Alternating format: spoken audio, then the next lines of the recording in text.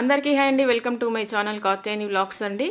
ఈరోజు ఏంటో ఈ డే ఏంటో అందరికీ తెలుసు అనుకుంటున్నాను. నేను మళ్ళీ గుర్తు చేసే పని లేదనుకుంటున్నాను. అయినా కూడా ఒకసారి చెప్తానండి. ఫెబ్ 14, 2019లో అయితే పుల్వామా దాడి జరిగింది.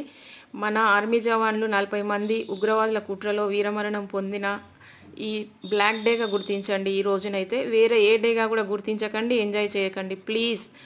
ప్రతి ఒక్క ఇండియన్ని నేను వేడుకుంటున్నాను. మనస్ఫూర్తిగా నేను మీకు చేతులు జోడించి మరీ నేను అర్థిస్తున్నాను.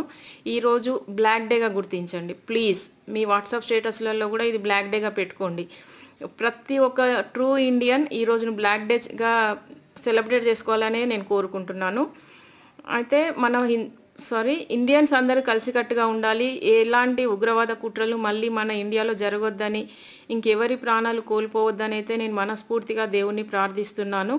మీరందరూ కూడా వాట్సాప్ స్టేటస్లో పెట్టుకోండి. ఈ డేని బ్లాక్ డేగా అయితే ప్రకటించండి.